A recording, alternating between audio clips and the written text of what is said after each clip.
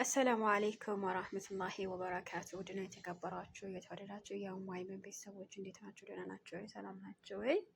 ያው አንዳንድ ጊዜ ሀዘንም ደስታም ሲመጣ አልሐምዱሊላህ ለኩል ሀል ኸይር ነው ብለን ማለፍ እንችላለን። እና ወላይ በጣም ነው ያሳዘነኝ ሰኢድ ወረባቦ። በነገራችን ላይ ቲክቶክ ላይ በጣም የምወደው እና በጣም የማከብረው ልጅ ነው። በቃ የሰው አይመርጥም። እና አሁን ባለው ሁኔታ በሰሞኑ ባለው ብጥብጥ መሰለኝ ብቻ አላሁ አለም፣ እኔ አላቅም፣ አላህ ነው የሚያውቀው። እሱ ራሱ አያቅም፣ ሰኢድ ወረባቦ ማለት ነው። በምን የመጣ መሰላችሁ? ከዱባይ ከገባው ገና ስድስት ወሩ ነው።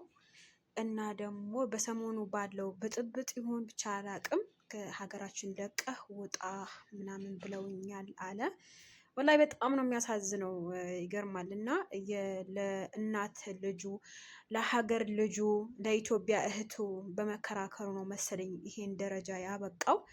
እኛ ስንቶቻችንን አፋችን ይዘን ቁጭ ያልነው እና በጣም ከባድ ነው። ሰኢድ ወረባቦ ደግሞ ጉራጌ አይል፣ ስልጤ አይል፣ ኦሮሞ አይል፣ በቃ ደግሞ ማለት ነው በፖለቲካ ጉዳይ ላይ ምንም ነገር ሲገባ አይቼውም አላቅም።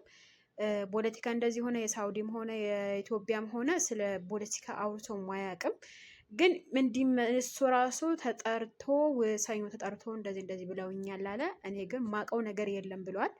ብቻ አላህ ይድረስለት፣ አላህ ይሁነው። በጣም ከባድ ነው። በነገራችን ላይ የሰው ልጅ ሆኖ የማይሳሳት ነገር የለም።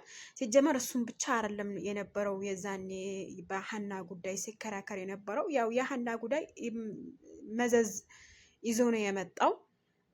አንድ ሰው ሞታለች ይላል፣ አንድ ሰው አለች ይላል። በቃ ያ ደግሞ የእናት ወይም የኢትዮጵያ ልጅ ናት። እንደዛ ስትሆን እንደዛ ሲባል ያልሞተች ልጅ ሞታለች ብለው እንደዚህ ሲያወጡ በጣም ከባድ ነው እና ስሜቱ በጣም ይከብዳል። ወላይ እስኪ ዱዓ አድርጉለት ሰኢድ ወረባቦ የምትወዱት። ሀቂቃ በጣም ይከብዳል። እኔ እንጃ ከመጣበት 6 ወሩ አገራችን ለቀህ ውጣ ማለት እኔ እንጃ አላቅም። ብቻ ፍትህ ለሰኢድ ወረባቦ። ሀቂቃ ነው የምላቸው። እኔ በጣም ነው የሚያሳዝነኝ። እኔ በነገራችን ላይ ለምን አላቅም፣ ስደት ላይ ያሉ ወንድሞቼ በጣም ነው የሚያሳዝኑኝ። ለምን እንደሆነ አላቅም። ብቻ አላ ምን ልበላችሁ፣ በጣም ከባድ ነው እና አላህ ይድረስለት፣ እሱም አላህ ያስተካክልለት ነገራቶቹን። ያው ንግድ ላይ ነው ያለው፣ ለስራ ልብላ እያለ ሀገራችን ለቀህ ውጣ ማለቱ በጣም ይከብዳል። በምን ምክንያት እንደሆነ ራሱ አላወቀም። እሱ ድንግር ብሎታል። ሲጀመረ ፊቱ ራሱ ማየት ትችላላችሁ። እና በምን ምክንያት እንደሆነ እስካሁን የታወቀ ነገር የለም። ብቻ እስኪ ለማንኛውም አዲስ ነገር ካለ ነግራችኋለሁ። ይሄን ቤት አዲስ ለሆናችሁ ላይክ እና ሼር፣ ሰብስክራይብ እና የደወሏን ምልክት መጫን እንዳትረሱ። የፈለጋችሁ ጥያቄ